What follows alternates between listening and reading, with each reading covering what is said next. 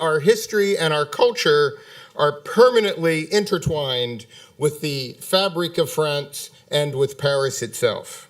In less than 2 decades, a proverbial drop in the bucket of history, PEFC has gone from an organization of 11 national certification systems to 38. Today, 2/3 of all the certified forests in the world are certified to PEFC.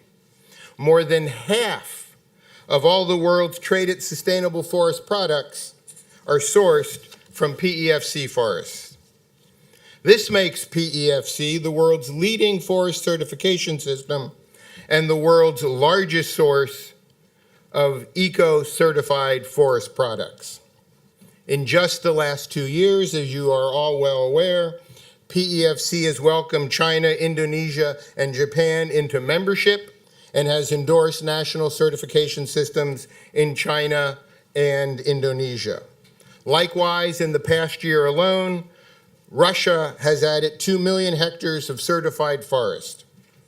In Africa, we also continue to make progress, and I'm pleased to announce the re-endorsement of the Gabonese Forest Certification Scheme.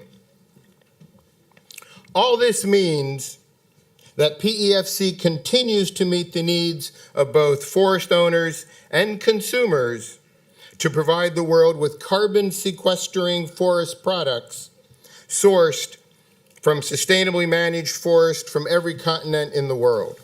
Sustainable forest management is one tool to help tackle climate change, and PEFC is developing modules to assist our forest landowners and managers be more proactive in this area and to make the benefits that forests offer in a climate-constrained environment more visible. Our recognition that forest land must provide an economic use value if forest land use is to continue makes us unique in the world of forest certification. PEFC, in its own small way, has become a driver for strong social outcomes in our certification systems. We are the only forest certification system in the world that requires compliance with the ILO core labor standards and the ILO Convention on Indigenous Peoples.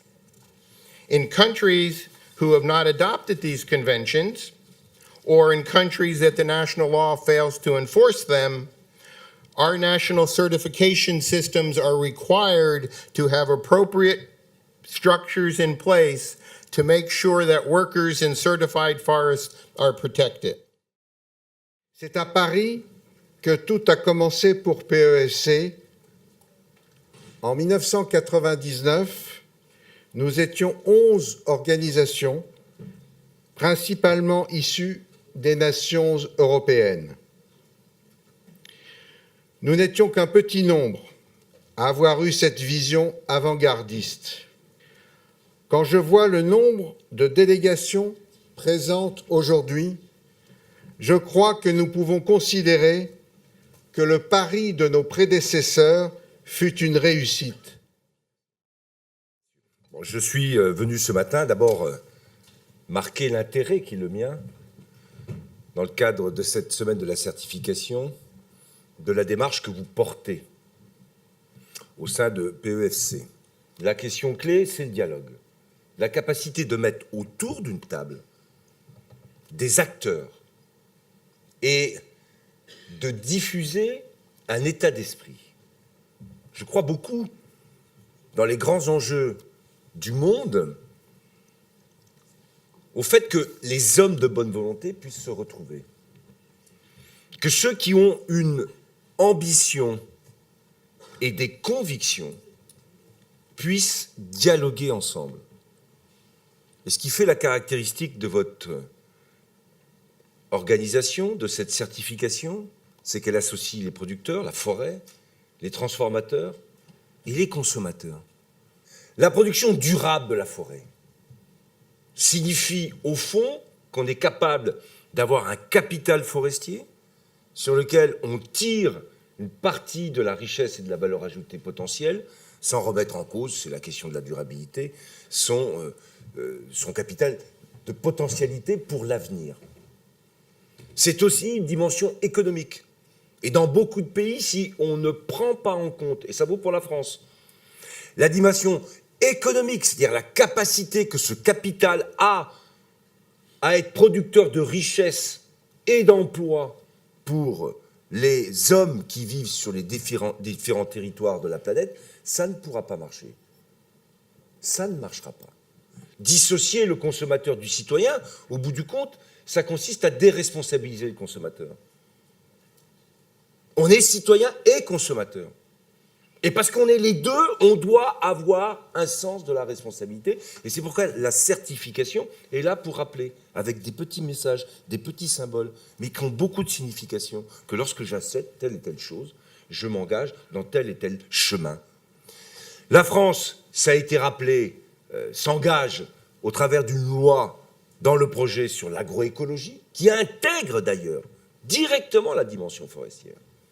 On a créé, à partir de là, un fonds stratégique pour pouvoir renouveler la forêt française. Parce que là, on a un problème, pour ce qui nous concerne, de renouvellement de notre forêt, de sa capacité à s'adapter aussi, malheureusement pour l'instant, au réchauffement climatique, à assurer la diversité de cette forêt, en même temps qu'on a besoin d'assurer son développement économique. On a aussi renforcé les sanctions sur le recours et l'utilisation des bois illégaux.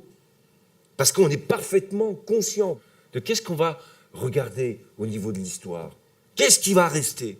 Eh bien, ce qui doit rester, c'est l'engagement qu'on a les uns et les autres pour éviter ce qui s'est passé, pour changer les comportements, pour refuser que lorsqu'on utilise du bois, on le fasse dans des conditions qui soient inacceptables à la fois pour son renouvellement et sa durabilité. On a créé aussi, et c'est l'esprit dans lequel vous travaillez, la filière forestière.